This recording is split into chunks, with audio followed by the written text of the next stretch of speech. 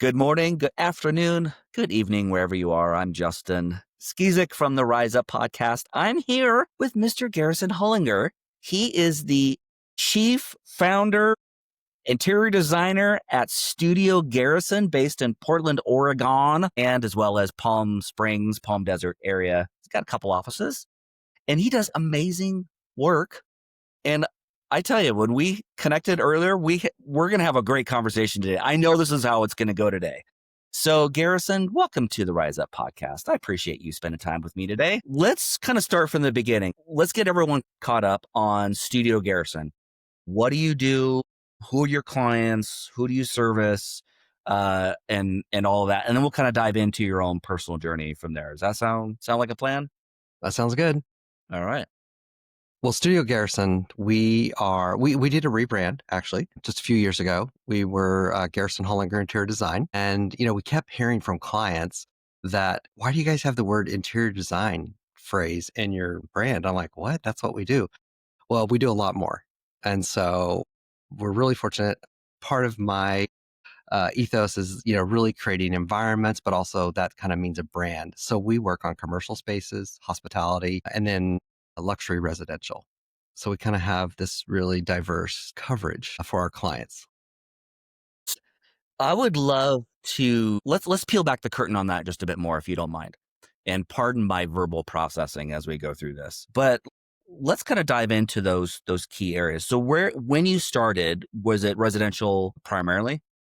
Right. It was residential. It was kind of an influence of neighbors, friends who were like, well, why don't you help me with my house? And it's like, I don't know why you'd want that or how that works.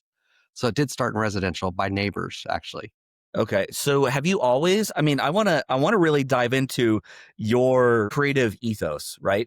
So you do absolutely stunning work. Thank you. And I would love to have you design my house someday. I'd love to, Justin. To be honest with you, I would really love it. Your style is like perfect for what I love, And so have you always had an interest in interior design and all of that? Like, give me your transition, growing up, creative endeavors.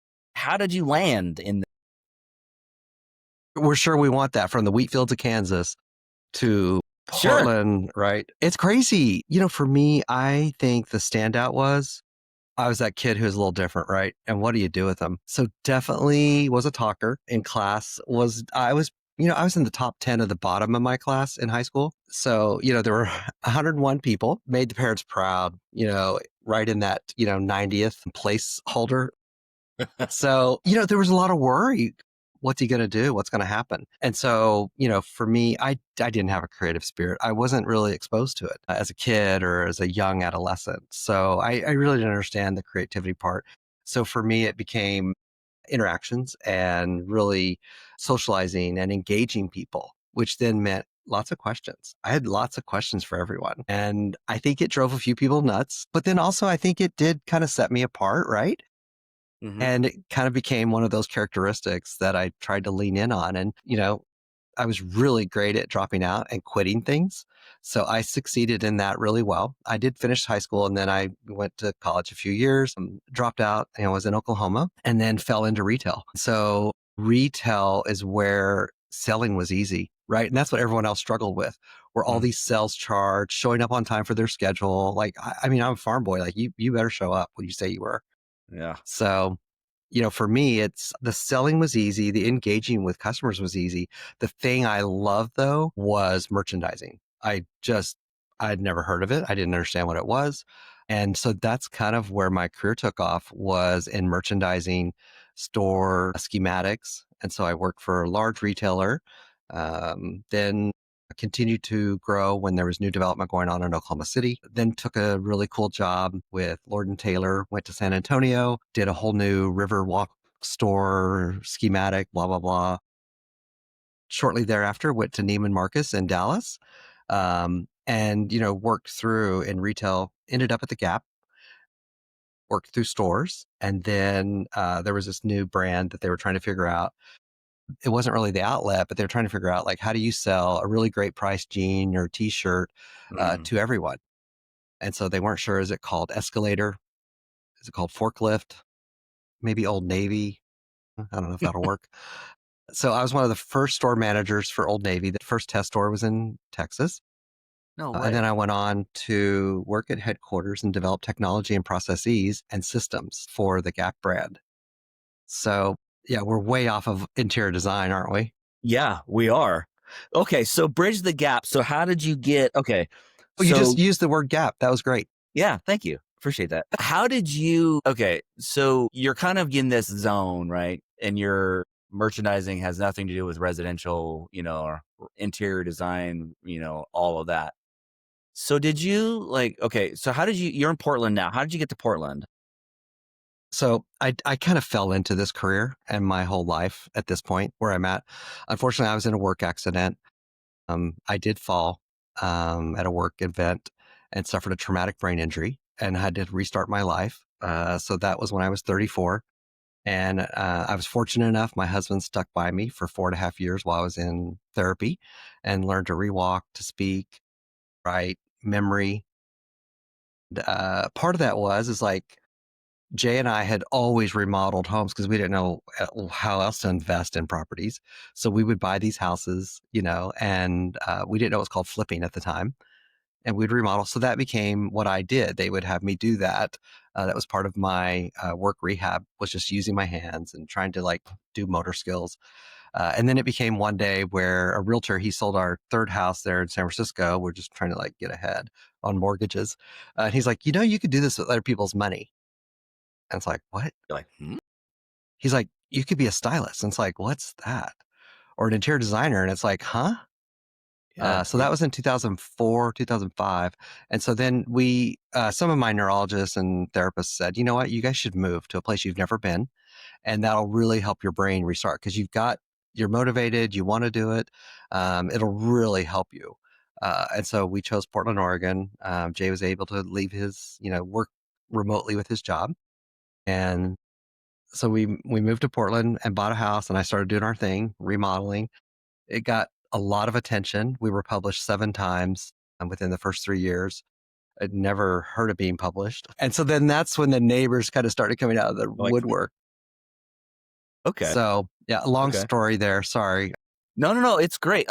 I think it's good to and I appreciate you sharing the journey with me because those pieces make up, it's a culmination of those experiences that led you to where you are today and the success that you've had today. So as you and your husband started figuring this out, does he work with you? Oh no, he don't want anything to do with it. Okay. Okay. Never Neither does has. my wife. Neither does my Yeah, it's wife. like Yeah. no, Yeah. No. Okay. don't lose So, money. so as you kind of started with now using other people's money to design, which is great. Like you go buy this and later Mhm. you get to point and you get to make things happen, which is nice. I know it's a lot more complicated than that. Thank I'm you. I not appreciate that. I'm not dumbing down what you do. It's a highly skilled thing that you do. Uh, so how have you developed? Do you have a particular style that you're influenced by, or certain eras that you're really drawn to, or what's your source of inspiration as you developed into this career? Definitely, I love a classic traditional home. But I love a way of reinventing it. I think that's kind of, really what I'm known for is clean lines. I think part of the retail environment that I experienced and also just in the tech world was spatial use. We used to do a lot of studies in the stores, how lines moved, how cashiers would take hangers off. Could we save 30 seconds? If we change the counter a little bit and relocated where the hangers are stored or the way that the fitting rooms were laid out. And I used to just geek out on that stuff. I loved working with those architects and all those people. And I think that that's the thing that I've kind of learned, in my career is that really I can have great ideas. I can have a wonderful ability to ask questions and dive into the way someone doesn't even know the way they should live or could. Mm. And then it's having the right team. So I gather and collect people That's what Mm, happens, right? So I gather and collect team members that have the skill set and the ability to make these, dreams come true. And my whole mantra is like, if you're good at something, let's make you great. If you're not mm, so good, you probably shouldn't be yeah, doing that. yeah. Yeah, it's true. And so that's kind of the same thing for like, no one's really going to hire me to create a Tuscan home. Like, it's not my vibe. It's not my thing.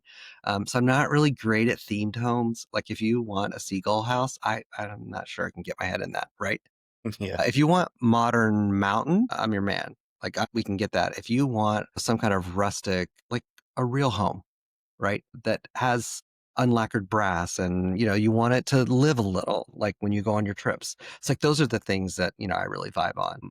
And I think that, my style, I'm not sure, Justin, it's a tough question because I'm told that I infuse color in a way that most people are not comfortable doing is one thing I know I'm told.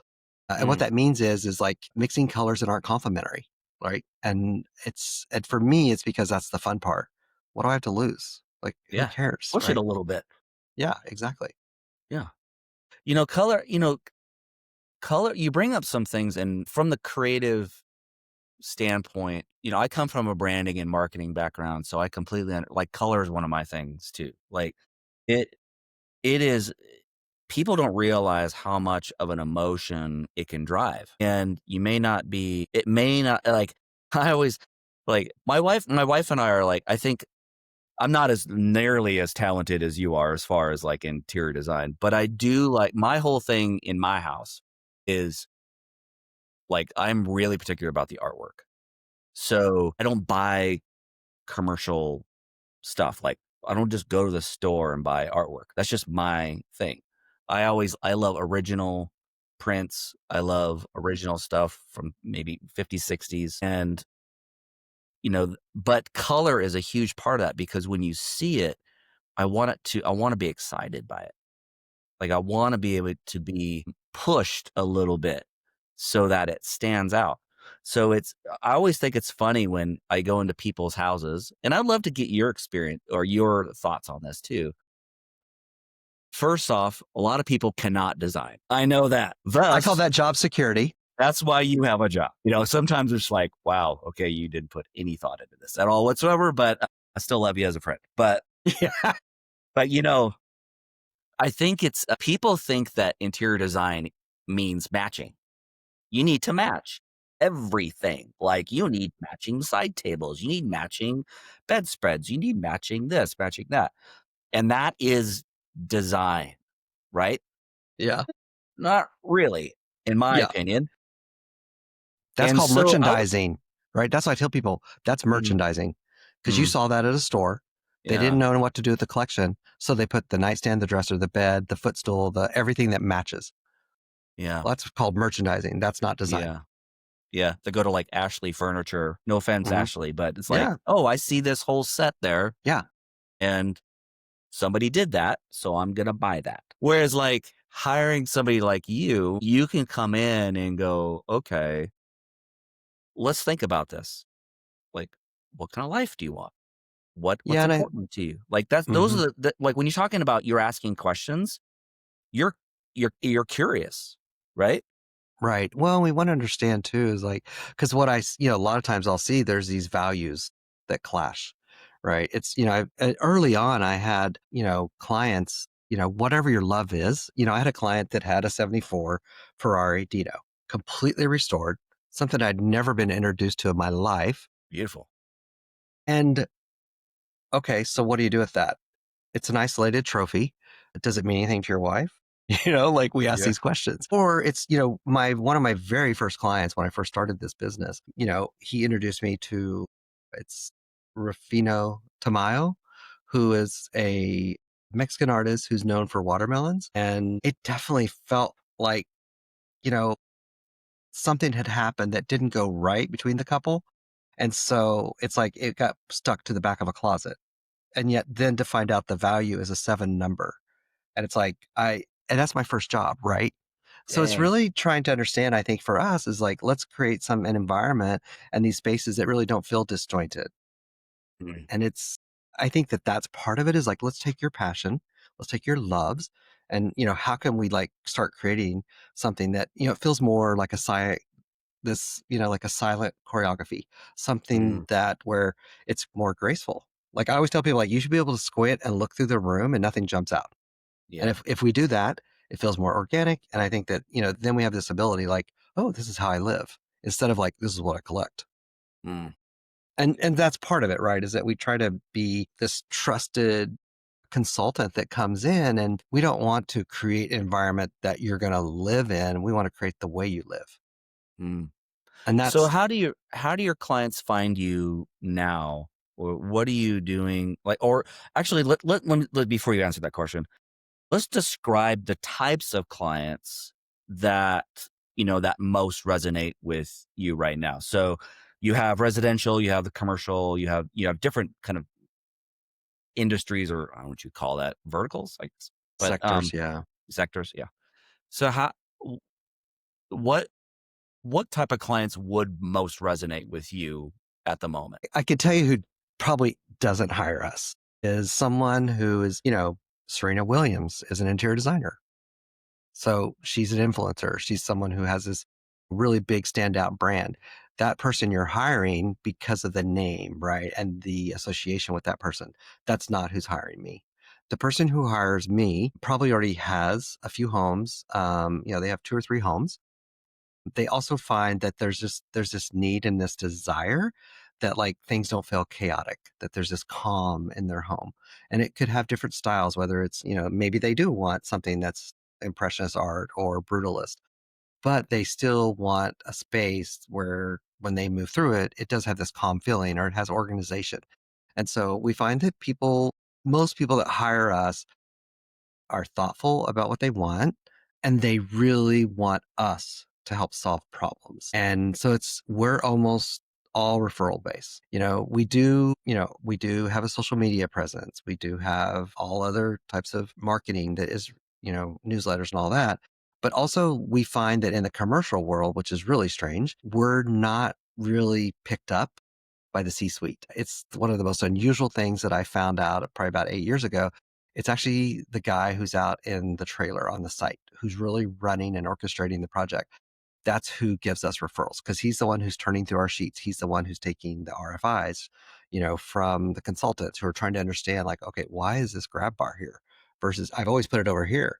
Well, because when you go look at our drawing, it's there. And then when you call us and ask us for that question, we're going to tell you why. And so I think that, we find in the commercial world, design is easy. It's kind of like when I look back on my retail days, it's like selling's easy. For me, designing and adding accessories or color or decorating, applying interest to a room is really, really easy. The hard part that we like really geek out on is organization of space. Hmm. And that's who refers us is other people who love construction documents. Our whole big sell is yes, we understand it costs a lot of money to hire us. We're very thoughtful and we take a lot of time in the way we do things. And our documentation is very thorough. We have a process that we follow. And because you can go out and get bids, you can get multiple bids and there should be no assumptions or guesses. Everything's in your bid package. And so people love that. Even yesterday, like there's a new client, um, western part of the states that they literally told us towards the end of the meeting, we're looking for more properties because you make this so easy. Hmm. Money's expensive right now. It's not an easy Yeah. place to be developing properties, but we realize that we add that value to people. So you bring up a really interesting point or a thought that I would like to just quickly explore if you don't mind, Hmm. which is the relationship between interior design, organization, and money. People, I don't think, and I'd love to just hear your thoughts on this in a second, but I'm assuming people don't recognize that and you mentioned this really quickly early on, that by moving something here or understanding like, okay, in a retail space or in a commercial space or wherever it might be, and I'm talking commercial space specifically here, that you have that understanding that by organizing and putting things in a certain way, they're way more efficient, AKA time, AKA money. So can you speak to that a bit more on, do you have an example, or if you do, that'd be great, of working with a client that, they hired you because it's an investment to work with It an is. interior agency, right? Sometimes it can be a significant investment, but some people I don't think, recognize that front end investment actually pays off in dividends on the back end, like multiple times over, just by doing it right the first time. So, do you have an example of a class client that you came in, you work with them, and kind of solve those problems for them? Yeah. It's funny how it typically unveils itself in a way that it wouldn't come up in conversation, Justin.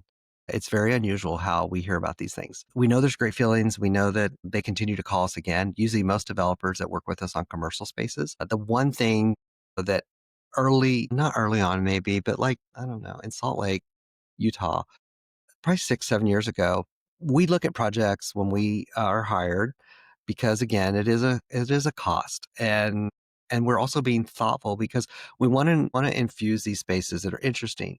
Typically, when I'm designing a space, when we start the project, it could be 4 years before the first person moves into a condo or an apartment. Right? Hotels sometimes could be 6 years before the first guest checks in. So it's not about on trend; it's about on point. Mm, And part of it is it relevant? And then the next question is, are you a long hold? What that means is, are you going to hold the property or are you going to sell it as soon as you can? Right. And so we ask those questions because it's also about your maintenance. How are you going to take care of these facilities? What's the long haul on it? Because the more complicated of environments that we create, the more operations backup it takes. Right. So if you want this amazing coffee bar, but it's self serve, it's not self serve. mhm. There's no Jetsons robot walking around cleaning up after people. So we Yeah, have to be really 30 people. Yeah. to be really thoughtful. And so, a lot of times what we'll do is, I have this whole thing about the way I work through spaces. And a lot of that comes back from my Gap and Old Navy days. We used to do camera studies where we would just film people coming through. It's like ants coming through the doors, right? You speed it up so you can actually see their traffic patterns. There's a reason why when you go through large stores, you get off the elevator and you have to walk all the way around that floor to get on the next escalator, right? And it's the same thing. Like a lot of stores know better. You don't put escalators up and down next to each other, right? You want someone to circulate through the sales force so they can find those other things. There's a reason why men's fragrances is along the escalator bay because you wander by and you smell it, right? There's a reason why up on the third floor of Neiman Marcus or wherever, the chocolate bar sits across that vertical opening where the escalator or the elevators are. It's because you're going to wander by it. And I think that's the same thing for us as I'm always trying to think about, like, how do we create these environments where you walk in and you're inspired? Right. And a lot of, in amenity spaces in commercial, there's a big investment that's done. Maybe it's the pool, maybe it's the spa, maybe it's a gym. They know that they're really buying this calling card that says, I want to live this way. And then people don't use it. That doesn't go at the core of who I am, right? So then I want to dig deeper and I want to kind of find out. And so one of the craziest things that I've ever heard from a client who it made him hire me to do many, many more projects was he's like, I never thought the way you designed the mailroom would make it look so good. And it's like, okay. He's like, not only can the residents not put all their junk mail up on top where the mailboxes go, he's like, the staff doesn't go put all the like piñatas for Cinco de Mayo and like St. Patrick's Day decorations. I'm like, well, because I don't want that. That drives me nuts. So I can't those, right? So there's this little bit of a can't so that everything, when they put it up there, it slides back onto them. Coffee, You junk smart mail, man. right? But there's a reason why we do those things, and that's to create tidy environments. And it's the same thing, when you walk into these lobbies, there's not a ton of throw pillows. If there are, they're a little bit firmer than you would think they might be because who has enough staff to go around and fluff them all the time? But Mm, that's a really important thing when you walk into these spaces that visually your eye doesn't get distracted by a crazy pillow that looks flat. yeah. And the same thing we do for homes is like, we really, the first thing I do is if someone comes to me and they've been working with an architect or someone that's designing their home, the first thing I want to do is talk to them about, how do you handle your groceries? Are they delivered to your home? Do you pull into a garage? And I have what I call mom garages. And the mom garage it could be a double car garage, but like we make sure that no one else is going to park next to her. Because in our environment, on the coast here, Western coast, there's rain, there's all these other environments. You should pull in and both doors should extend open completely. There should be no posts. There should be no storage, nothing. And then that way you just unload the car. And then what we do is I take the steps. What's the path to get to the kitchen and the pantry? And Mm, that's how we design homes is we're really looking about the functionality because once the function is there, everything else is just the jam and the jelly, you know? right. It's all the whipped cream on the top, the cherry It on the top. is. It Yeah. is. You still need the muffin. You still need Yeah, the right? cupcake. You need that. And I think that, Cupcake needs to be good. Yeah. yeah. So that is, I think that's what's our, that sets us apart. And, it's really like trying to smooth out all these irritations that people have in their lives, whether it's commercial, hospitality, residential. And so what that takes is it's magic, right? So we don't let all those secrets out. And I think part of it is we know when it's happening. I mean, even the team, like I think 8 people have been with me and put up with me for 10 years at the firm. And, they see it. Like the clients are like, okay, you guys got it. Just do your thing. You're like, no, you're reeling them back in. It's as if Yeah. I'm learning to fish. You're Yeah. like, wait, you're not done. But the trust is there. And they're like, hey, guys, just do your thing. And we love that because then we get to push them a little bit more. Like you were saying, like you want to be pushed a bit Yeah. with your art or color. Yeah. So, first off, can you come to my house and design my stairs so my daughter, when she puts a bunch of shoes on the stairs, that just slide off? Yeah. Right. Or why don't, and we've done this like in these old historic homes, there's a way that you can put these retractable hidden kind of bins for the kids, right? Like Yeah. that's where your shoes go or Yeah. whatever it Well, is. But yeah, the you have to key have is fun with it. will they use it? I know that Yeah. accountability. Dang it. Yeah, I know. I'm sorry I'm being facetious. Okay. So what are you seeing in the industry right now? I mean, you've been in this game for a while. What are you seeing with your clients? What's impacting the industry, either on the residential projects or the commercial projects that you're working on? I think authenticity, we are beginning to hear where a lot of the clients, they want more honesty in the materials that are being used in their spaces.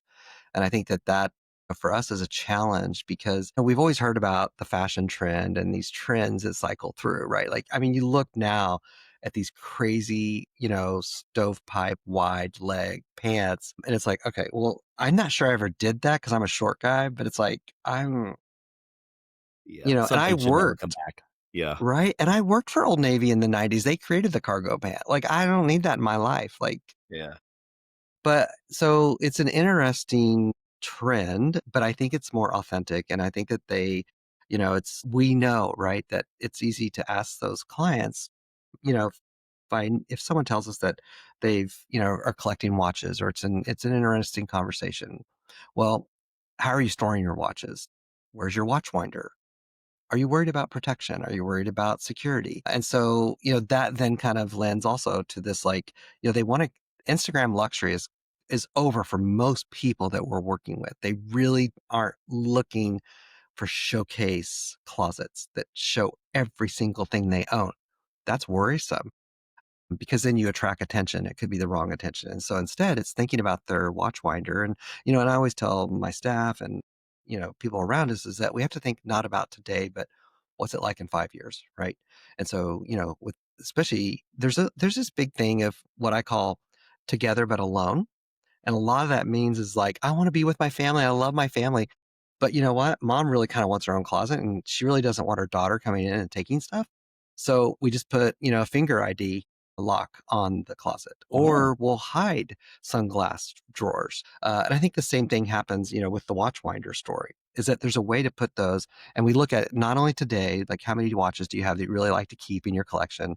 If it's 6 or 8, well, should we just go ahead and spend the money and get another one of another 4 bay? And then that way, and then we put it, maybe it goes within the closet in a space where it looks like it's column or divider between spaces, but it's hidden and you touch it and it opens up.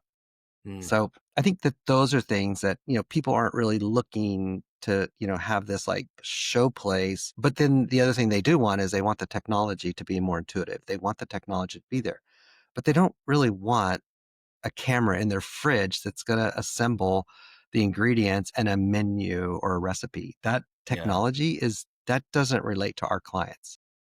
Mm.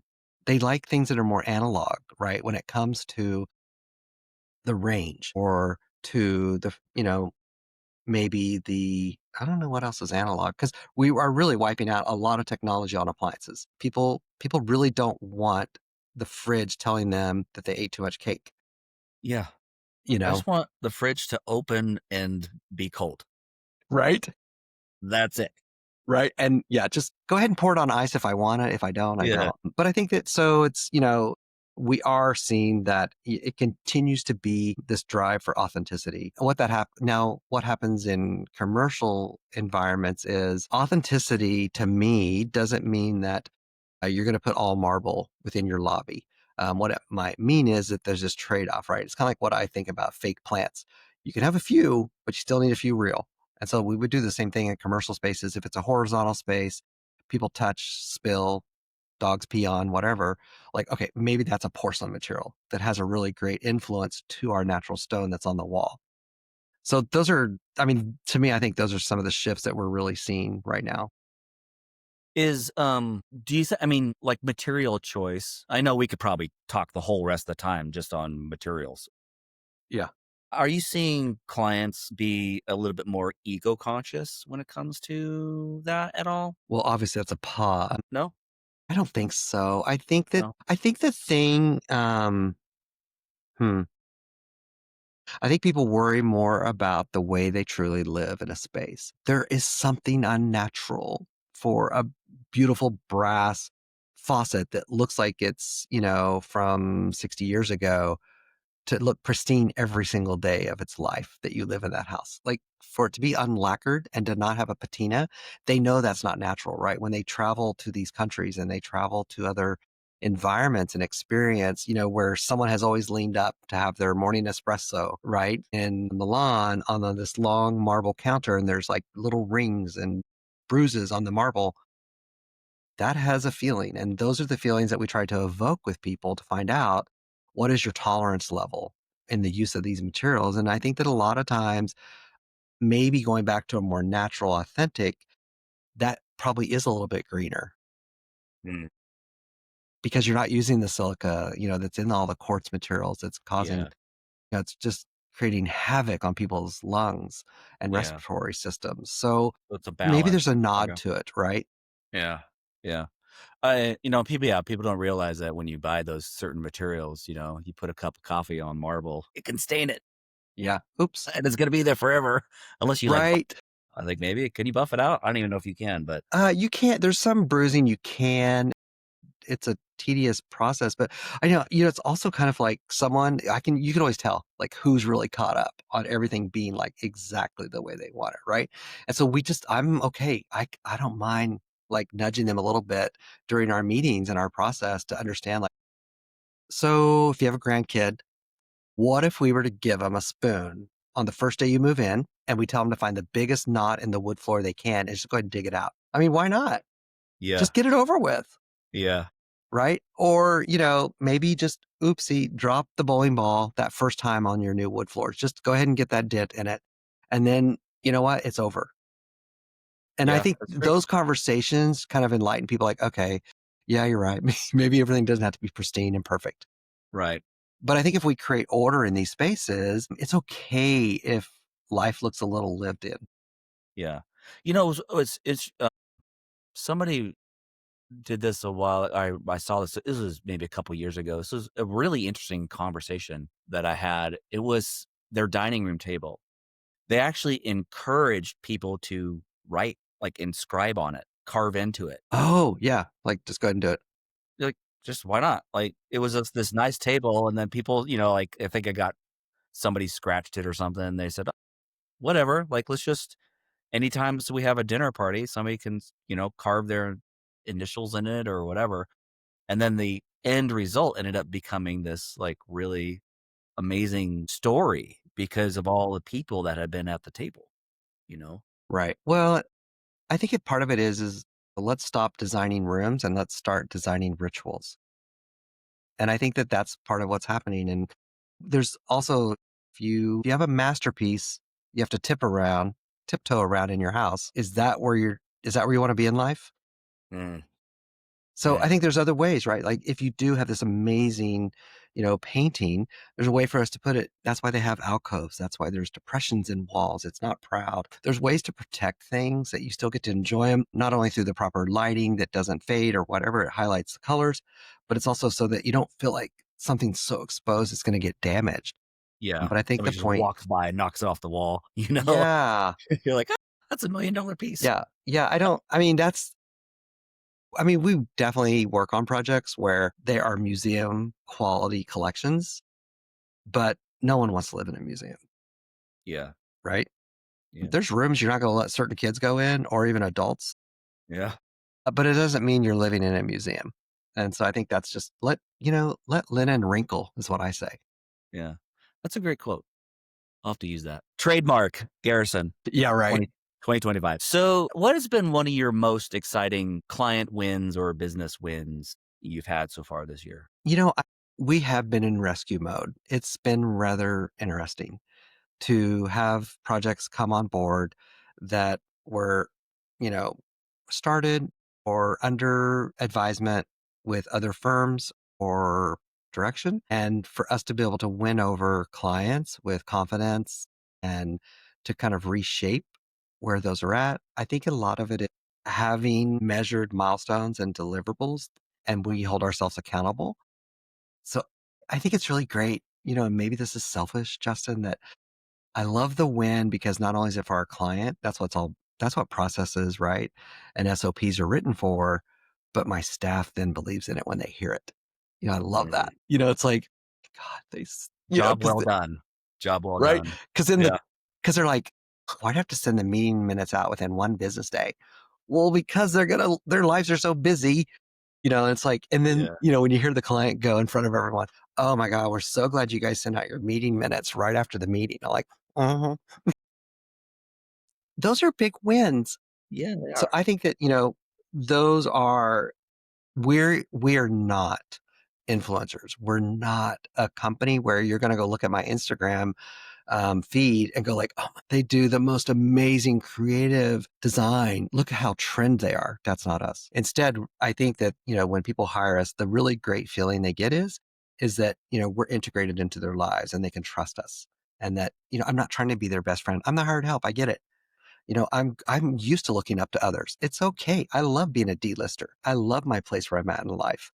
And I think it also kind of restores, a lot of confidence with the staff that we're here really to understand how someone wants to be treated and how they want to be also looked out for.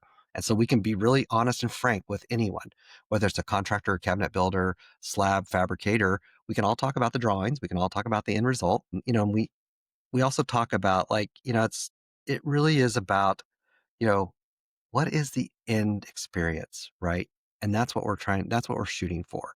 So, when you take on projects, has there ever been I imagine so, like, but has there ever been a scenario where you're like, "Yeah, no, too late," or, you mentioned being in rescue mode, like, is there a situation that is too dire that you would just by putting yourself in that situation, you wouldn't be able to live up to the standards that you set with your team?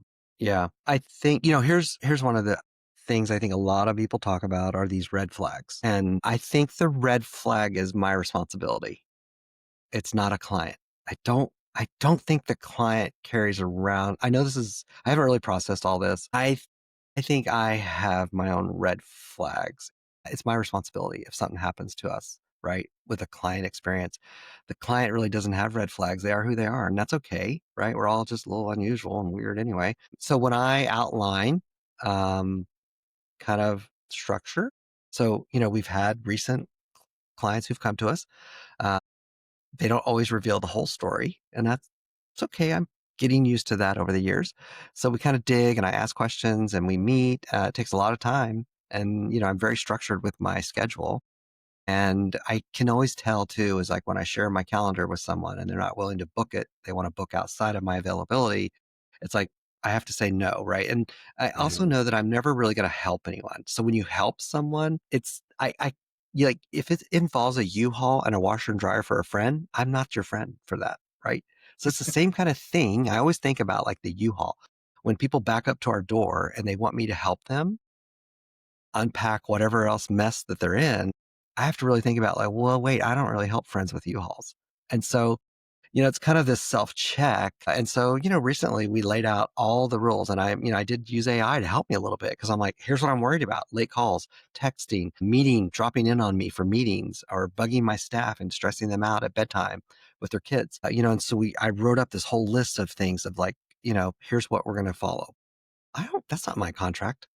I would never put that in my contract. Like when you can text me or call me or how I'm going to charge you. Like I've never done that. But when someone does come to me and they've got a lot of issues that they're, revealing to me, I have to put structure around it. And so that's probably just what eliminates me immediately.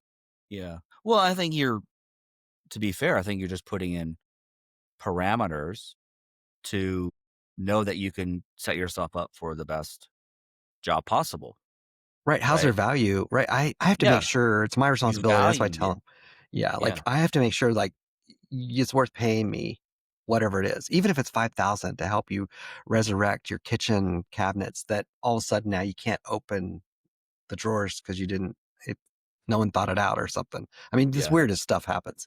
Yeah. Okay. So you mentioned AI a little bit, and I'd like to explore that if we don't mind, just Yeah. for a second. In the interior design or interior, space, residential, commercial, how are you guys using it, or where do you see the potential of AI in your particular industry? I definitely see it. I think one of the biggest evils we have right now for clients, commercial or residential, is coming up with inspiration and ideas. No one's buying magazines anymore, really. And so they're going online, they're looking at Pinterest, they're looking at all these other sites. A lot of it's AI generated. So it's almost the opposite of like, that's not really a room. you know, Yeah. you'll see a table with, seven legs. You're like, that's Yeah. not. Wait a minute. Something's off But here. I think for me, I find that it's really easy for me to use AI in a way that pulls together palettes or colors, textures, environments. It's also really been great for me to use AI to understand a new geographical area that I'm not really that familiar with, and I don't have time to go in and dig about it. It's Hmm. also really great for me. Something that resonates with me is area, location, culture. And I really want to know about that. And sometimes it's just subtly introduced in art or, just wayfinding the way that we lay out Yeah. corridors. And so for me, I'll use the AI by plugging in a lot of colors or textures, environmental issues, that relate to the project. And then we also use it for sketch drawings. So like we'll put in a CAD or a sketch drawing. Maybe we kind of want to just inspire someone or they're not quite getting it. And so we can run it through some AI programs to help just add depth, shadow, sketching. Instead of, software and applications, it's unbelievable the price that it costs. The amount of money and overhead we have just for everyone's desktop it's ridiculous. Well, I imagine. It's unfathomable. I just can't believe it. So we think that, what, if we could, maybe only have 3 or 4 licenses for Photoshop in the office, and we can have someone who's running, some sketches or renderings through AI, well, you know what? Then that could possibly save us, right? Another 5,000, 8,000 a year. Yeah. And for our clients, it's our job to regulate how it looks and what it is, because we're not trying to represent some animation. So we don't Right. use it for final renderings or any construction documents. I'm not sure that's there, right? I don't know how that'll work out. Right Yeah. now, I I don't think can't it's. see that.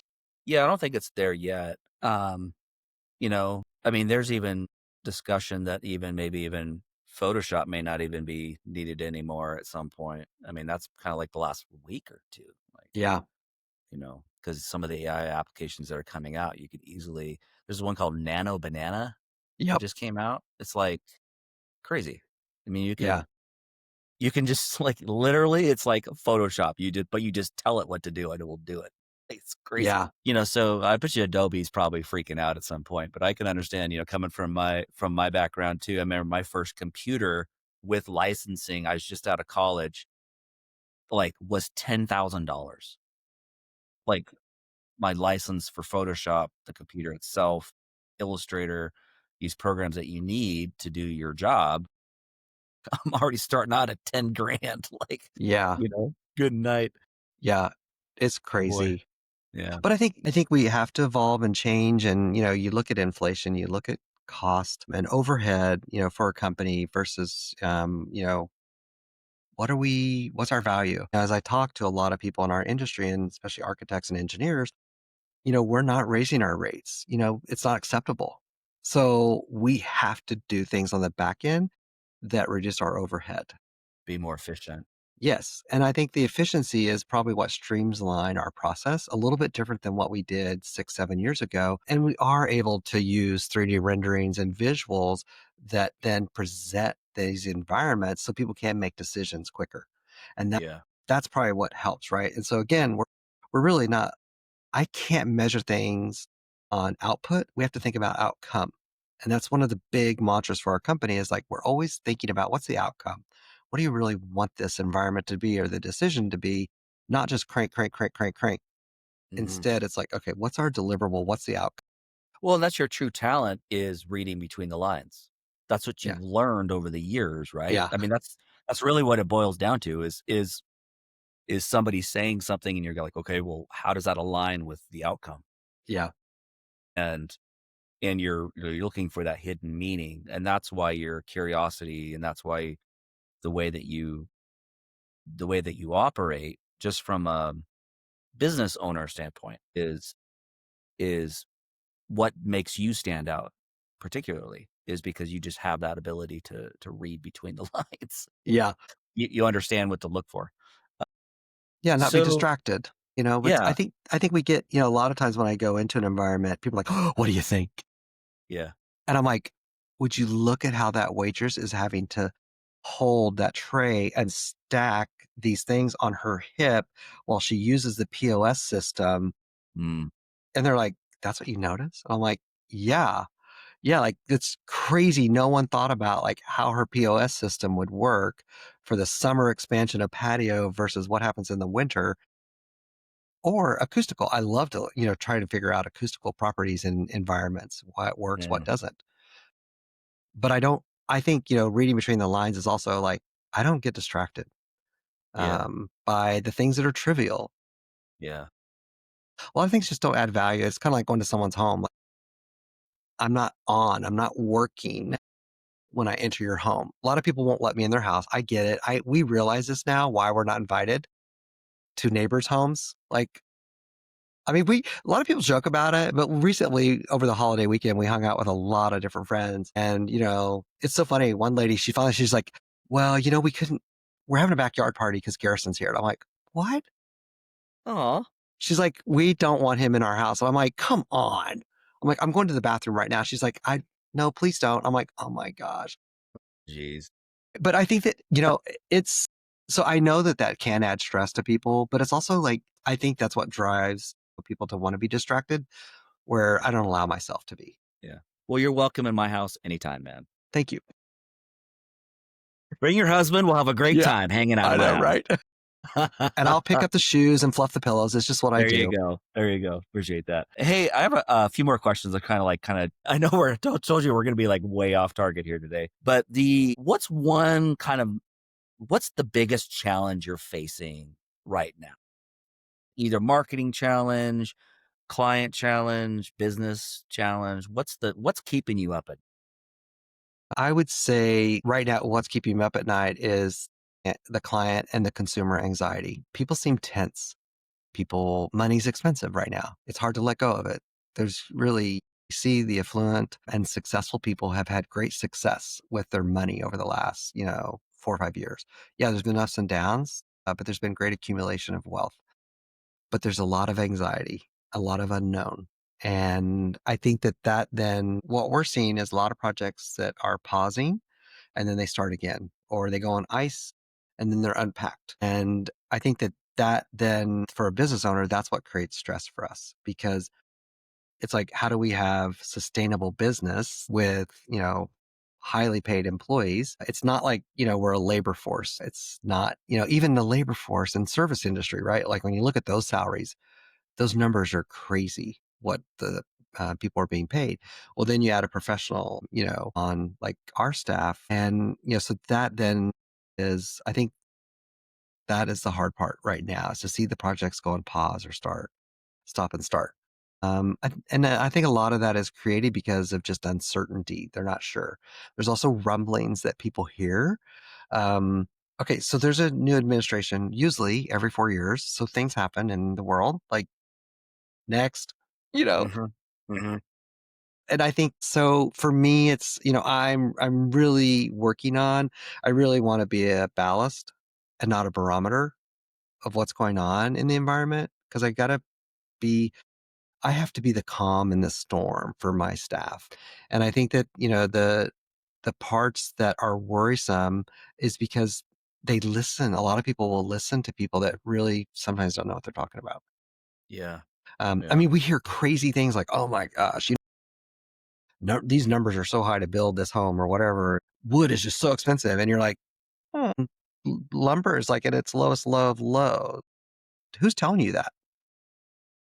And so, and there's a lot of deals to be made right now. Amazing.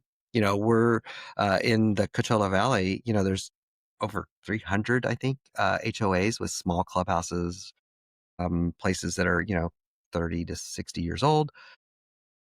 There's deals to be had.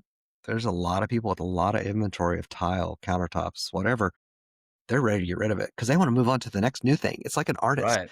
Right. And so I tell Right. people, like, this is kind of your moment right now because we're not really seeing a lot of construction materials that have high tariffs or other costs on them.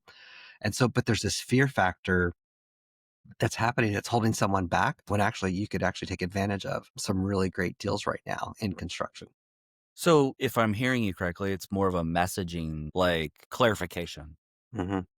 right? That you're trying to instill in your clients to be like, I don't know where you're hearing this from, but that's not the Yeah. reality of what it is. But you know, Yeah. And I think it is like, really looking at, um, those partners that are a general contractor or developer who really is working for the client in a way that is breaking down numbers, also looking at new ways to insulate or new ways to create.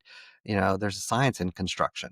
And so I think we all have to look at that. It's not, we tell people like, if you're over budget by a couple 100,000 on your new home, you can't really go through and cut the faucet or change, yeah, your door handle. That's not going to help you.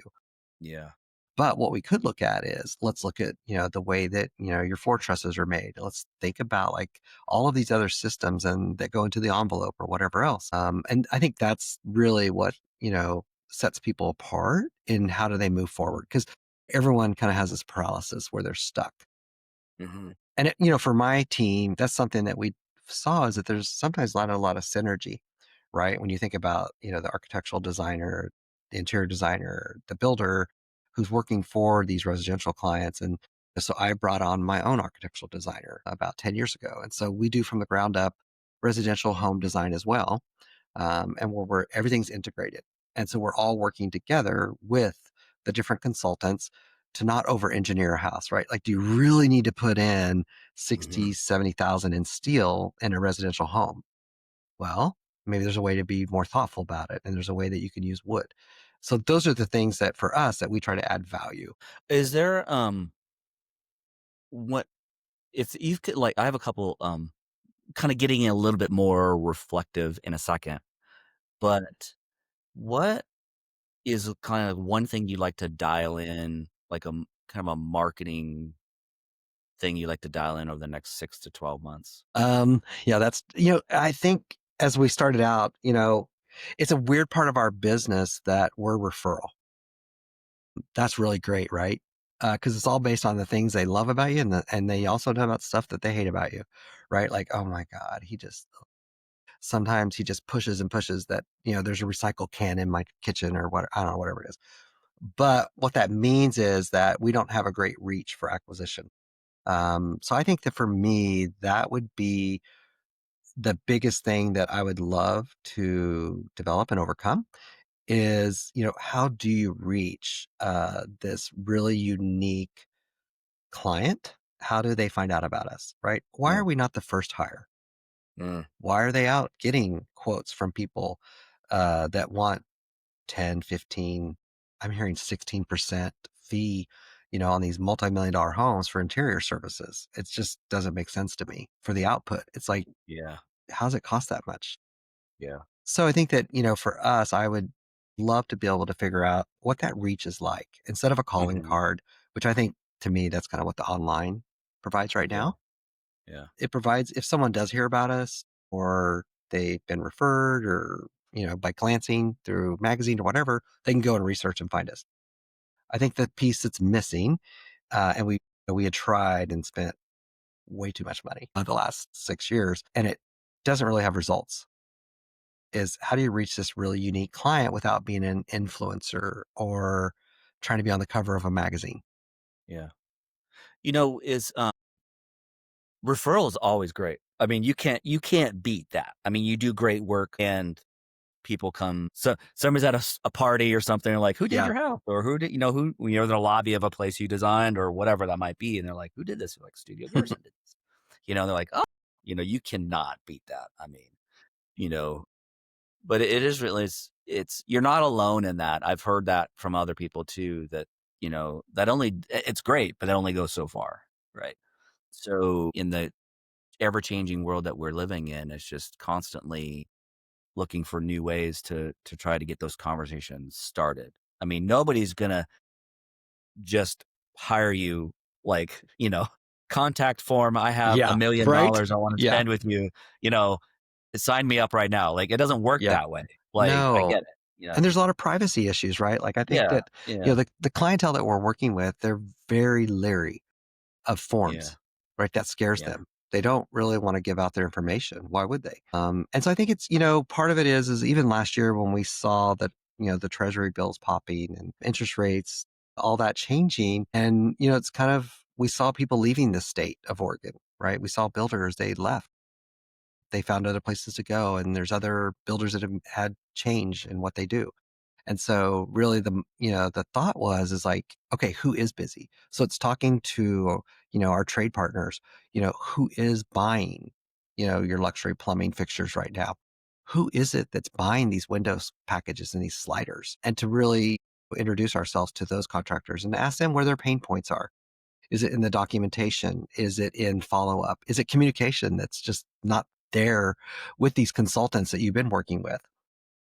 And so I think that's kind of the thing we have to always remember is that, I mean, the architecture community we've seen in the western part of the states, a lot of the firms have reduced their staff by 40, 60% over the last 2 years.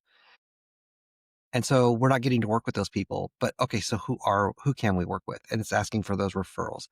And I think that's something that's had great success is the networking and reaching out and just Yeah. trying to meet.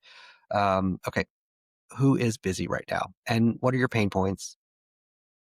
Is what we do, could that be an offering for you? Would it help you? Can I increase your profit margin? And those are the things that we talk about. What does the next evolution of Studio Garrison look like? Kind of 2.0 or 3.0? Yeah. What does that look like to you? Um, I saw that on your list of questions. I talked to the staff. I think they probably worry a little bit, right? Like, shit, he's aging, like, I'm the old guy at the firm. And they've been here, right? Like a lot of them, they were here when I celebrated my 50th birthday party 10 years ago. So, I think it's, thinking about that and, some of those conversations we're starting to have with the leadership that, what, like, I think it's like a great sauce.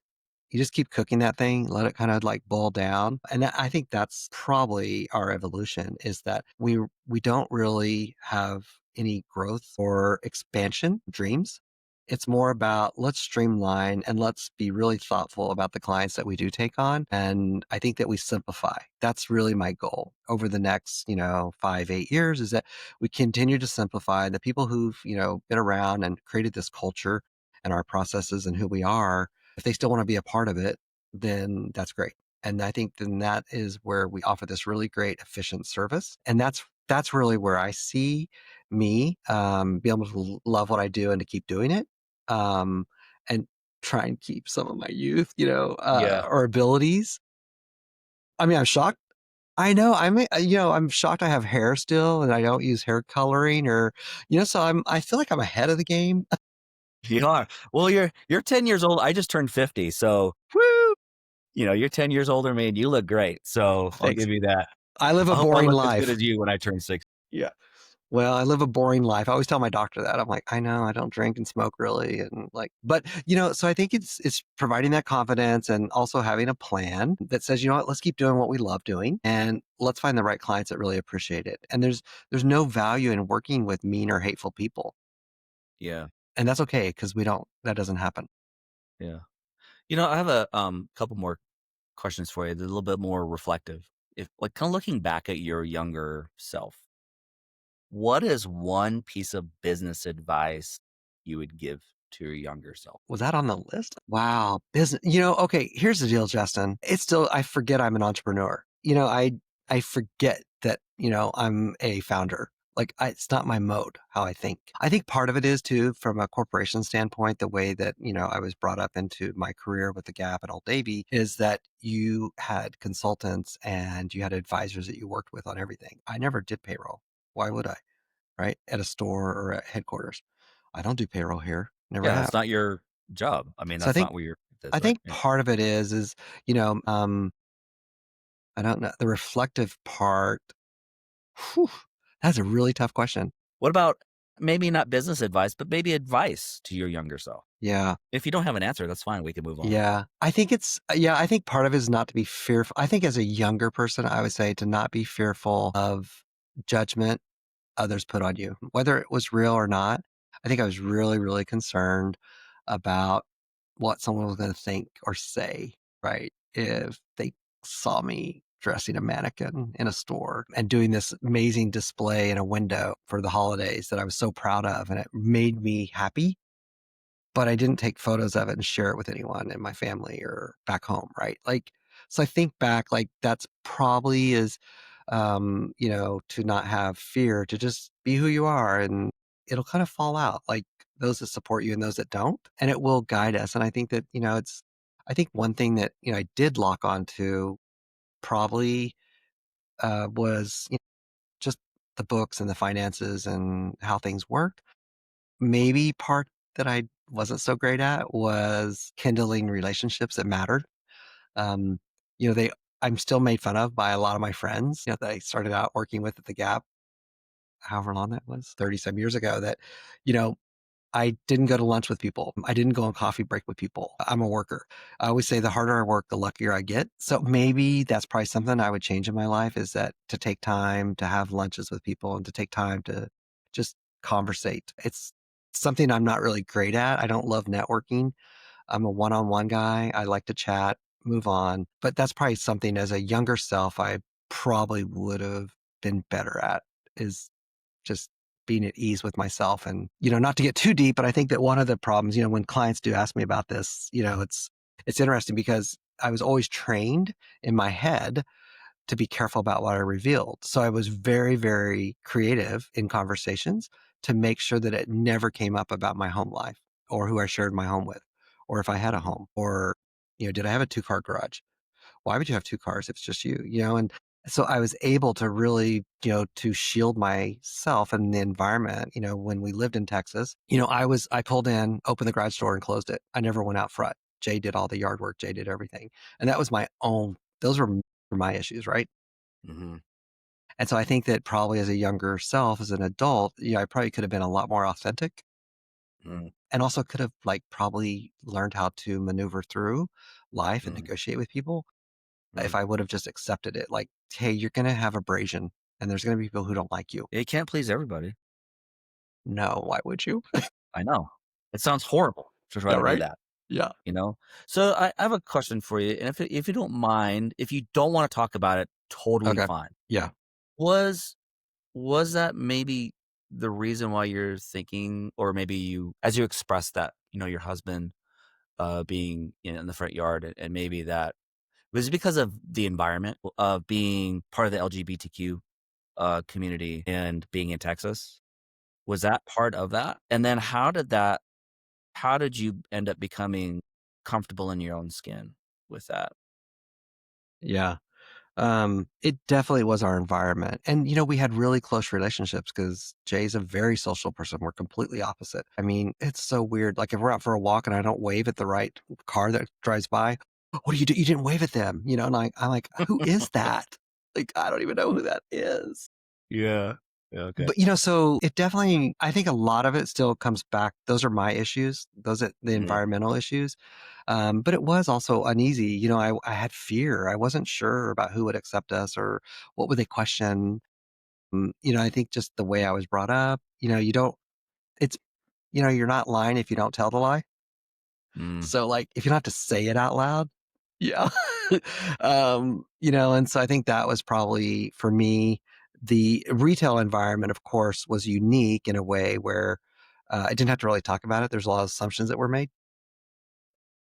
probably. And so I think as I advanced in my career, I knew I was different, right? I knew I was different. I was set apart from the way I think and the way I ask questions in those meetings. It was interesting because in the technology world, there wasn't anyone else that was gay that was in the meetings as we were developing operation and procedures in, a lot of these big breakout meetings. And so I knew that I was different and that it was okay and I fit in still. But I think that, after my accident and I had a restart in my life, it also was like there's a lot more problems in life. If I can overcome this brain injury and move on from this and regain some of my personality and who I am, and figure out my memory, like there's probably a lot of things I shouldn't worry about. Yeah. Just let it go. Yeah, so I think that changed. I'm also a person who's not I don't wear a lot of things proud on my shoulder or my cuff. So I think that probably what am I trying to say here? I think I probably still have issues where I try to create a neutral environment for people, right? That I don't want anyone to feel uncomfortable. And it was the same thing, the way my childhood was with my parents. I didn't want, my mother to feel uncomfortable about asking a question or anything. So here we are. Yeah. Yeah. Well, I appreciate you sharing that with me because it's more on the personal side of who you are, but it also makes up who you are. Yeah. Like, you know what I mean? It's a very important part of your life. So, it makes you Garrison, Yeah.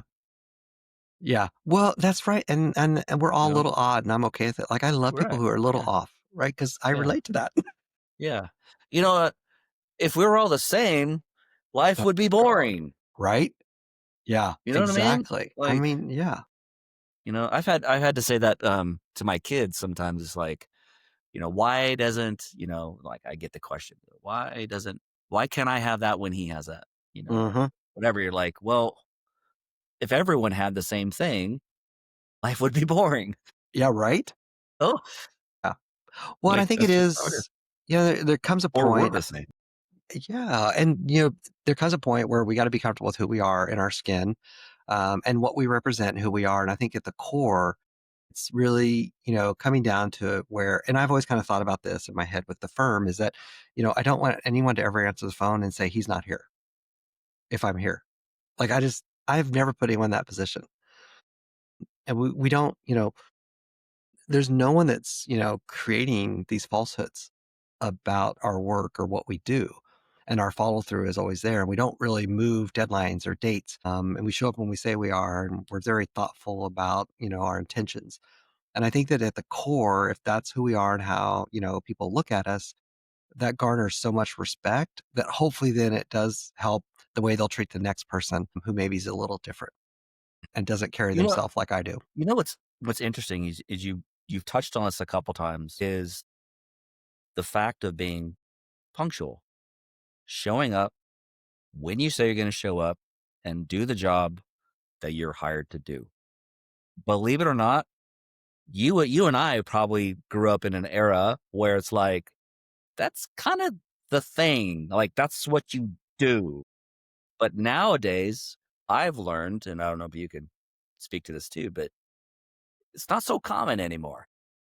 Yeah, it's odd. My favorite thing for a new client. So I changed things during the pandemic. Unfortunately, we lost all of our admin staff. I laid off 19 people in one day when our project stopped. I mean, it was just devastating. I was on the floor and It was a mess. But, I learned that, I should take those first calls. So it's kind of a process, I think, when we vet a new client call, but it's also where, you know, I think I can succinctly go through the process and to understand, okay, what is it you need from us? And then the next step is I'll go out and meet with them. So especially for residential, my favorite thing to do is just show up 5 minutes early and shock them, right? And they're like, "What are you doing here? You're a creative. You're an artist. Like, aren't you late?" Yeah. I'm like, "No." Aren't you I said, supposed to be fashionably "Yeah, late? right." But it's my favorite part, right? Is because then that way you get to kind of see how they really live. Like, hey, you didn't pick up, the toast is still out on the counter. Who cares? I don't care. Yeah. But I think Yeah. that's also for me, that's that breaking down that barrier and telling someone like, hey, it's okay. Let's just be you. And because we do notice, I mean, I even noticed too, like a lot of people are really, really late and they won't even say anything. And it Mhm. drives me nuts. Me too. And if it's someone that I'm working with or collaborating with or it works for me, I'm going to call it out. Like, okay, here, you obviously don't know this. That's not how you do this. Right. Well, because what that does is it sets the tone for how you're gonna work with a client. Mhm. Yep. Are you just gonna show up whenever and you don't apologize for it and whatever. It's just it goes against the ethos of who you are and what you do. Like, it's Well, literally and contrary. right. And I think also I was thinking about it last night. I don't know what made me, I think I was writing a blog post or something, but, I was thinking back whenever there is a project that starts to go a little sideways during construction. And, I think back the few times that a client calls me, and I had this one time, like it was an amazing project. And I'm on speaker. I didn't have Bluetooth in the car. And the speaker's crackling because he's yelling so loud. And one of my assistants is with me and she's like, oh my God, do you need to pull over? I'm like, no, just hold the phone. And it's like, you can't even hear, Yeah. and it's like, are you okay? Yeah. But you know what? And we've had a few other projects like that lately that have gone sideways. Those are telling points, right? And I know this now in my life and my career. They're really, really telling points when a client is to the breaking point to where they think that the design or lack of communication or follow up or whatever on my part or my firm is jeopardizing their project. What that means is they're being conned by someone else, Mm. right? There's never a case, never, where, we've dropped the ball. Just doesn't happen. And so I don't know why, it was reminding me last night though that the people who freak out, they're being swindled by someone. Okay, what got you to this point? Well, then when you start breaking it down, it's like, well, he's not called me for, the last 3 times. And then when I ask him to meet me and then he invoices me and the bill's this crazy and I didn't want a new roof and now I have a new roof or whatever it is, and then all of a sudden you kind of, we get dragged into it. And it's like, well, wait, that's not my Yeah. drama. Right. But there's a Right. way that we can kind of help people through that. And I think that, that's something that um, is really important to think about is the stress that everyone's going through. And how do you handle that? How do you kind of help people like see the real problem? Because they don't want to talk about Yeah. Well, it goes to you being kind of the calm in the middle of the storm, right? I mean, that's as a leader, as an entrepreneur, as leading a team, working with clients. I think it's interesting, or I think it's important for people that are watching or listening to this, that being reactive, overreactive to certain things is not going to serve you well. And sometimes you just have to pause, take a step back, dig a bit more, and realize, well, this isn't really, it's not me at all. I just happen to be the, I call it a whipping post, but it. Yeah. you're just the brunt of the frustration, but it's not necessarily you. So being calm through that process and getting to it, asking the questions, that's where you get to the true heart of it. Uh, so I have two questions left. One's uh, kind of fun. The other one is a little bit more reflective. So Gosh. I'll start with the Okay. reflective one, and I'll end with the fun one. Okay. Does that Good. sound good? What is one thing that you hope somebody listening to your story, the way you work, your ethos, what is the one thing you hope somebody can walk away with? I think that it's important to think about those tiny everyday rhythms of how we actually live and how that whatever it is in your business and how you affect people, luxury really lives in a way that we move through the day, and it should be smooth and it should be without jolts. I think that, it's something that, whether it's being thoughtful in the way that a room is laid out or the way that a person gets into a pantry, way that a person, walks into a lobby and the lighting makes them look amazing, right? For their first date. It's thinking about the cadence of the day that a person experiences and what you can add to that day. Hmm. So that's very well put. Fun question. What's going on in your world? What's is there how do people get a hold of you if they want to work with you? What, you have an event you guys are going to be at or anything like that? Anything fun in your world? What give me the skinny. I love it. Well, studiogarrison.com, that's where we're at. And it's all kinds of different projects are there. We're really fortunate. This year we had a project finish out and open in Deer Valley. So it's a new development. It's called Deer Valley East. The Grand Hyatt has just opened. It's really been fun to watch, from afar, the Instagram posts and TikToks and all this of this. There's a speakeasy that I found down in the housekeeping areas when I started reviewing the architectural plans before they were even building the parking garages and stuff. And they kept talking about, for hotels and resorts, it's food and beverage. And so this, it's a huge property. We had 17 people working on it at one time. But I found this little bits and pieces of it was just expansive space and it had this connection. We could connect. I was working with the landscape architect and I'm like, what if we had this speakeasy and you came up, you didn't know what it was. And so now to see people enjoying this space, it's called the Hidden Ace. It's so cool to watch and to see. And, I think so that's really fun. And then as far as, what's coming up and going on, we are a small firm, I think mostly because we're compartmentalized in specialties. So the residential team is 3 people and they don't work on commercial. The commercial people are 3 people and they don't work on those. So we are a small firm and we provide a lot of really intimate service to our clients. And, if you want to, drop in and watch us and look, we're also on LinkedIn, which is, a whole different avenue. Believe it or not, I do all of my own social media. I'm a planner. So the content is all scheduled out for months in advance, and it just drops in. And I have an assistant. He's been with me 10 years now, I think. Uh, so Nick kind of helps me arrange and keep things in order. And then he also is our procurement manager. So he's, buying millions of dollars of things a year for our clients. So that's kind of how we work and what we do. Very cool. Well, I'll make sure I put show links in the show notes. Maybe you can send me a link to the new property so people Yeah. can check it out. Okay, That'd be cool. awesome. Yeah, I'll Yeah. put that in there too. Garrison, thank you so much for hanging out with me today, man. I knew as when we met, we had a little call before this. I was like, oh man, we could be friends. I I love think we it. could be. Well, I Whether love you it. think that or not, I'm Yeah. not so sure. Remember, I'm a But loner. yeah, I just love everything about you. I love what you're doing. I want to say, if if it has nobody said this to you today, I want to tell you, I'm proud of you.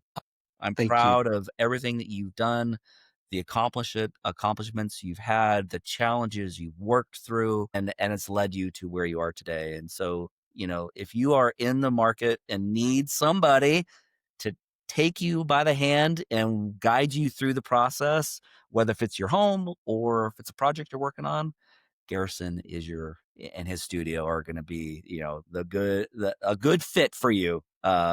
So thank you so much. I appreciate it. Well, thank you. And I mean, yeah, I really appreciate yeah, your questions and let me share maybe more than I thought I would. I appreciate your openness, honesty. So I guess that wraps up today's episode on the Rise Up podcast. Thank you all for listening and watching, and we'll see you in the next one. Bye, guys. Thank you.